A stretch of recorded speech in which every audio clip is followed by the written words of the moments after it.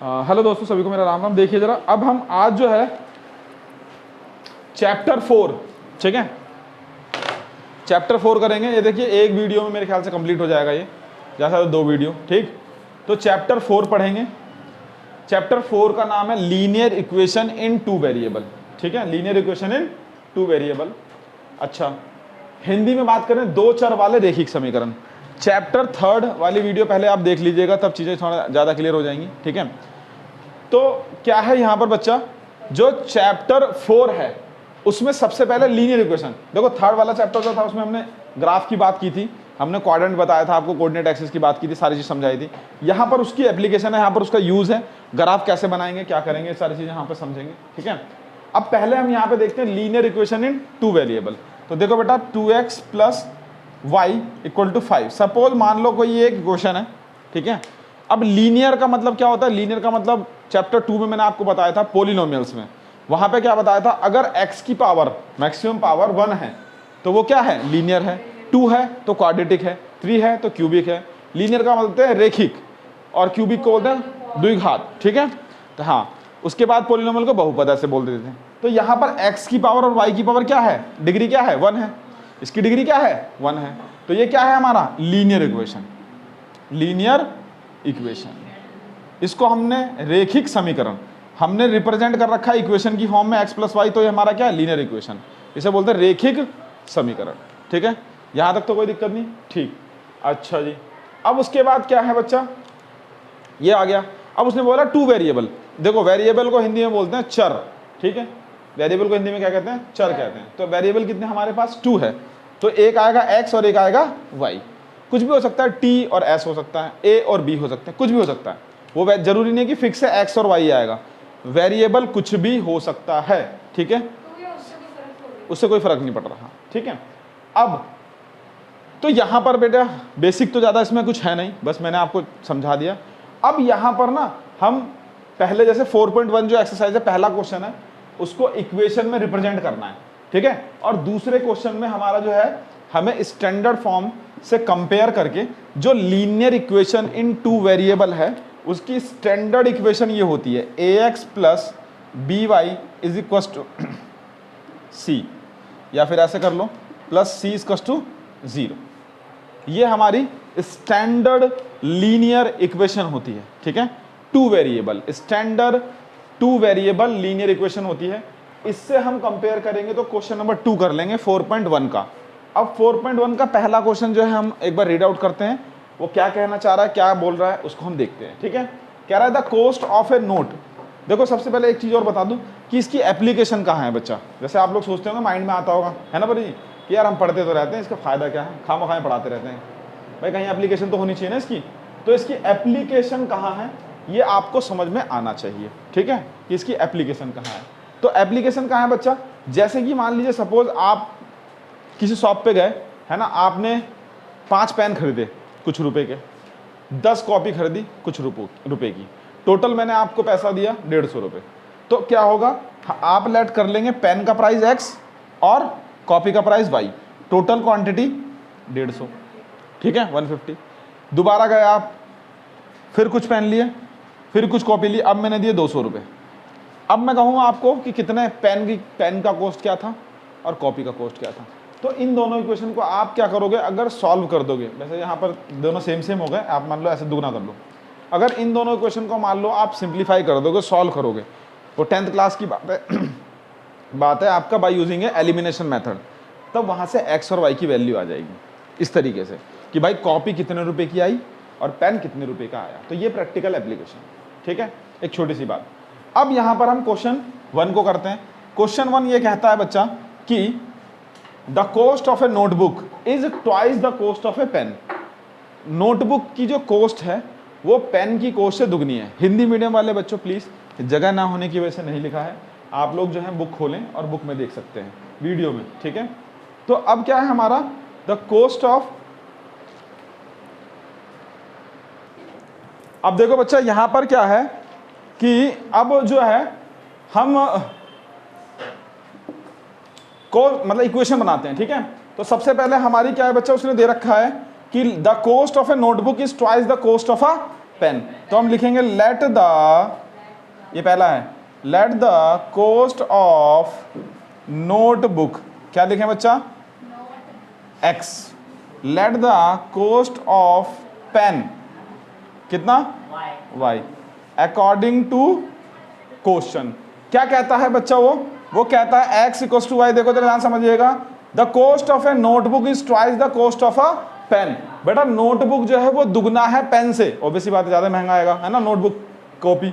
तो ये अगर मैं इसमें 2 की मल्टीप्लाई कर दूं तो 4 गुना हो जाएगा यहाँ पर, इसलिए 2 की मल्टीप्लाई करने पे दोनों क्या हो जाएंगे, बराबर हो जाएंगे। ठीक है, तो अब यहाँ पर x minus 2y equal to 0, ये एक हमारी क्या आ गई, इक्वेशन आ गई।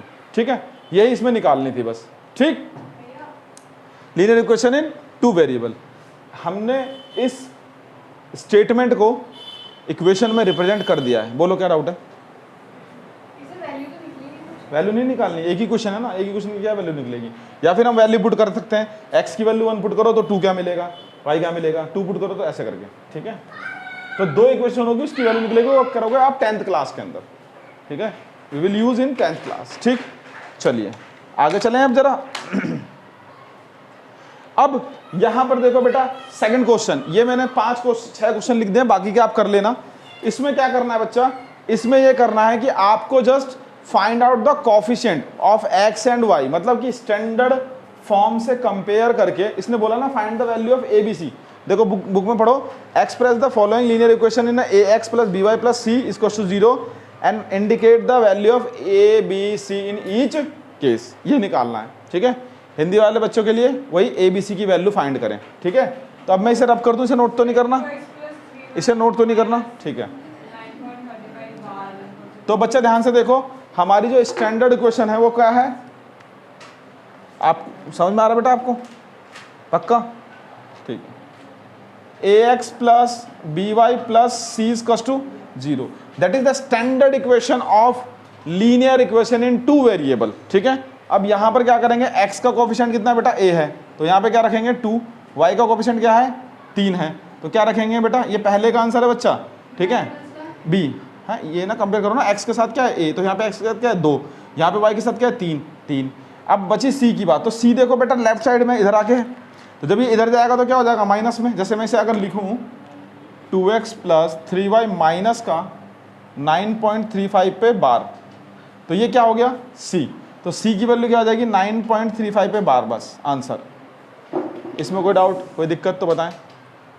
ठीक है बंधु, दूसरा क्वेश्चन देखो बच्चा, इसमें देखो x के आगे क्या है 1, कुछ नहीं है, तो a की वैल्यू y की b की वैल्यू कितनी हो जाएगी माइनस का 1/5। बेटा माइनस को भी लेना है क्योंकि स्टैंडर्ड इक्वेशन में प्लस है, ये ध्यान रखें, जब कभी भी अगर माइनस आए तो माइनस को भी लेना है क्योंकि स्टैंडर्ड इक्वेशन जो है वो प्लस को रिप्रेजेंट करती है। ठीक है, अच्छा जी, c की वैल्यू क्या होगी, साफ साफ दिख रहा है आपको -10। नेक्स्ट यहाँ पर a की वैल्यू क्या है बच्चा 2 है। ठीक है, माइनस का, यहाँ पर b की वैल्यू क्या है 3, और इसको देखो इधर ले आओगे तो क्या हो जाएगा माइनस में, तो c की वैल्यू -6। ठीक है, फर्स्ट वाली इक्वेशन में c की वैल्यू -9.35 बार नहीं है, -35 बार ही तो है। अच्छा माइनस में नहीं लिखा मैंने, सॉरी शक्तिमान, लो ठीक है, चलें आगे। अब क्या है बेटा, यहाँ पर देखो x minus 3y equal to 0 लिखेंगे क्वेश्चन नंबर 4 में, है ना। अब यहाँ पर बेटा देखो x के आगे क्या है 1 है, और y के साथ क्या रहता है b, तो b की वैल्यू कितनी होगी बच्चा -3, और c क्या है ही नहीं, तो क्या लिखेंगे क्वेश्चन नंबर 5, इसको भी इधर ले आओ, 2x plus 5y equal to 0, तो a की वैल्यू कितनी होगी बच्चा 2, b की वैल्यू कितनी होगी बच्चा 5, और c की वैल्यू कितनी होगी बच्चा हाँ +5, 0। Last and final question number 6 यहाँ कर देता हूँ, देखो जरा 3x प्लस 2, a की वैल्यू क्या है बच्चा, b की वैल्यू क्या है बच्चा, c की वैल्यू क्या है बच्चा, b है ही नहीं, y है ही नहीं, y है ही नहीं। ठीक है, तो यहाँ तक मेरे ख्याल से चीज़ें समझ में आ गई होंगी आपको। एक्सरसाइज 4.1 कंप्लीट हो चुकी है। ठीक है, आप लोग इतना नोट करें, ठीक, उसके बाद जो है आगे चलते हैं। देखो बच्चों, अब जो है क्वेश्चन करेंगे हम एक्सरसाइज 4.2, एक्सरसाइज 4.2, ठीक है, और चैप्टर वही है लीनियर इक्वेशन इन टू वेरिएबल। इसका जो पहला क्वेश्चन है बच्चा, उसमें बस ये बताना है आपको, पहला क्वेश्चन एक बार रीड कर लो, देखो कह रहा है कि विच of the following option is true. सब लोग अपनी एनसीईआरटी की बुक निकालेंगे, उसमें पढ़ेंगे, हिंदी मीडियम बच्चे और इंग्लिश मीडियम बच्चे दोनों ही, ठीक है। कह रहा है विच of the following is true and why, मतलब एक इक्वेशन दे दी उसने और कह रहा है कि उसमें एक unique solution, only one, two solution और इन्फिनिटली मैनी सॉल्यूशन। हिंदी में क्या कह रहा है, हिंदी में कह रहा है एक सॉल्यूशन, दो सॉल्यूशन और बहुत सारे सॉल्यूशन।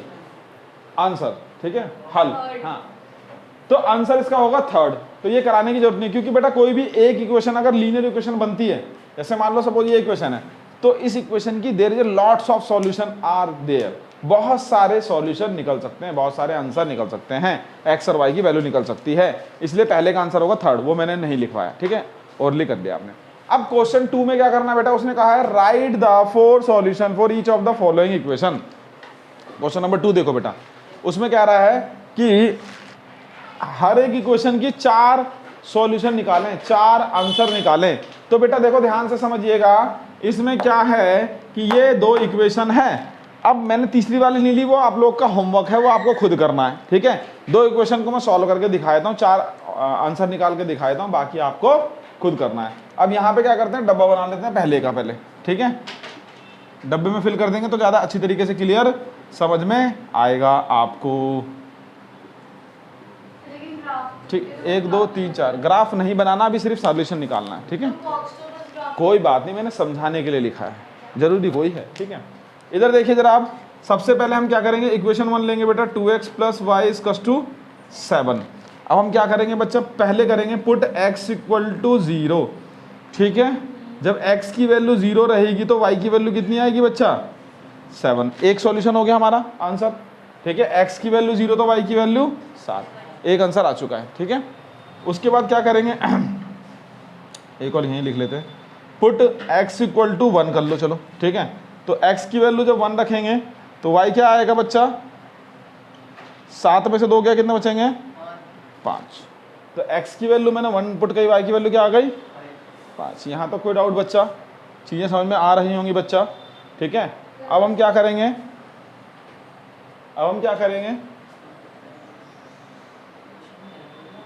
है ना, अब हम क्या करेंगे, x की वैल्यू देखो,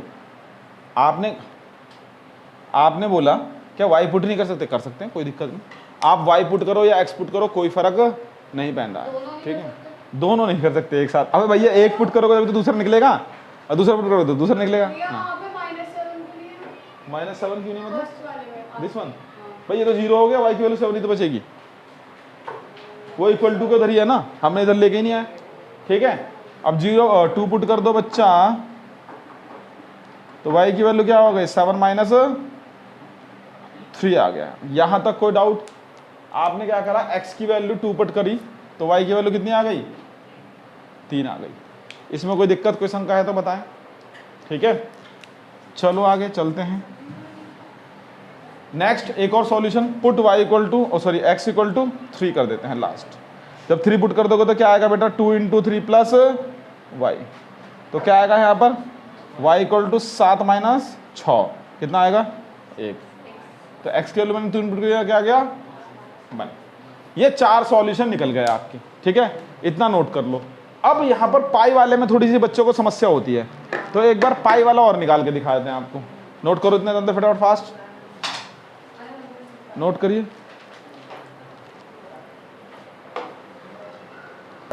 हाँ जी बेटा देखो, अब यहां पर क्या है, पाई। अब क्या करेंगे आप, पाई वाला जो क्वेश्चन है थोड़ा सा हल्का सा लगता है ना, कि हल्का सा टफ सा है थोड़ा सा, तो वो जो है दिक्कतें आपकी दूर कर देते हैं हम, ठीक है, इजी है, ज़्यादा हार्ड नहीं है, ठीक है। तो चलिए देखते हैं, रब कर देता हूँ इन सबको मैं, कहानी वही करनी है आपको। सबसे पहले देखो, इसमें पाई की टर्म्स में आंसर आएगा, और कोई बात नहीं है, ठीक है, तो इतनी टेंशन लेने की जरूरत नहीं है आप लोगों को, ठीक। पाई की वैल्यू भी नहीं रखनी, सिर्फ पाई के टर्म्स में ही आंसर निकालना है। तो देखो जरा लिखते हैं, रखते हैं जरा, पाई प्लस भाई नहीं, पाई प्लस पाई। पहले करेंगे पुट x = 0, तो x की जगह पाई की मल्टीप्लाई करेंगे तो कितना आएगा बच्चा? 9। तो x की वैल्यू अगर हमने 0 रखी तो y की वैल्यू क्या आ गई? 9। एक आंसर आ गया। पुट x इक्वल टू 1, तो y की वैल्यू कितनी आ जाएगी? 9 minus pi. x equal to 1 तो 9 माइनस पाई, ऐसे ही रखेंगे, इसे सॉल्व नहीं करेंगे आप, ठीक है। दूसरा पुट x इक्वल टू 2, तो 2 पाई प्लस वाई, तो y की वैल्यू क्या आ जाएगी? 9 minus 2 pi. x equal to 2 तो 9 माइनस 2 पाई। फिर क्या करेंगे?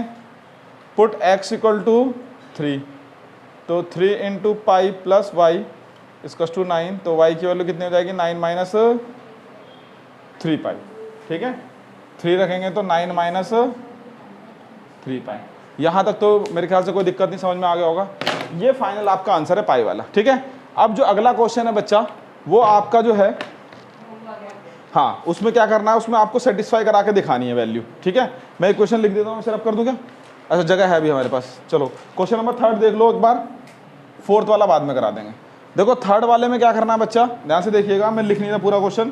कह रहा check which of the following are the solution of the equation, है ना, कि भाई ये इसका आंसर है या नहीं है, या कौन सा है। पहले की वैल्यू क्या है? 0,2, दूसरे की वैल्यू क्या है बेटा? 2,0। ये कोऑर्डिनेट गिवन है बच्चा, क्या गिवन है? निर्देशांक गिवन है, कोऑर्डिनेट गिवन है। आपको बताना है कि कौन सा इसका आंसर है और कौन सा इसका आंसर नहीं है। मेरे ख्याल से चीज़ें समझ में आ रही होंगी आपको, ठीक है। ये मैंने वैल्यू लिख दी, ठीक। अब यहाँ पर क्या करेंगे बच्चा, सिर्फ सबसे पहले हम क्या करेंगे, पहले जो पहला हमारा क्वेश्चन है उसे हम क्या करेंगे, x की जगह पुट करेंगे। पहले लिखेंगे taking LHS, left hand side लेने पर, बायां पक्ष लेने पर, तो यहाँ पर होगा x minus 2y equal to 4, sorry equal to नहीं रखना अभी। x की वैल्यू क्या है? 0, y की वैल्यू क्या है? 2, तो क्या आ गया? -4। क्या ये -4 4 के बराबर है? नहीं है, तो ये आंसर नहीं है, it is not a solution. अब अगला रखेंगे 2, तो x माइनस 2y, है ना। तो देखो x की वैल्यू क्या है? 2 है, और y की वैल्यू क्या है? 0। साफ साफ ये भी दिख रहा है बेटा 4 के बराबर नहीं है, तो ये भी इसका सॉल्यूशन नहीं है। अगला देखो बेटा 4 माइनस 2 इंटू 0, तो यहाँ पे देखो बराबर आ गया, ये 4 बराबर 4 क्या आ गया, तो ये इसका सॉल्यूशन है। हम क्या करेंगे, x की वैल्यू की जगह x की वैल्यू पुट कर रहे हैं, y की वैल्यू की जगह y की वैल्यू पुट कर रहे हैं। अगर वो 4 के बराबर आ गया तो वो उसका सॉल्यूशन है, अदरवाइज नहीं है। रूट वाला भी देख लो, रूट वाला थोड़ा भयंकर सा लग रहा होगा आप लोगों को देखने में।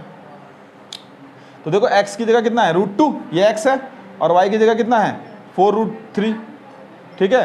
तो √2 माइनस 8√3, तो ये क्या बराबर आ रहा है? नहीं आ रहा। ऐसे ही लास्ट वाला भी नहीं आएगा। तो मेरे ख्याल से चीज़ें समझ में आ गई होंगी आप लोगों को। अगर इसमें कोई दिक्कत है, कोई डाउट है, तो प्लीज़ वीडियो के नीचे जरूर से जरूर कमेंट करें, है ना। बहुत इजी तरीके से मैंने आपको एक्सप्लेन कर दिया है। अब 4.3 है वो हम आपको नेक्स्ट वीडियो में बताएंगे। सभी को मेरा राम राम।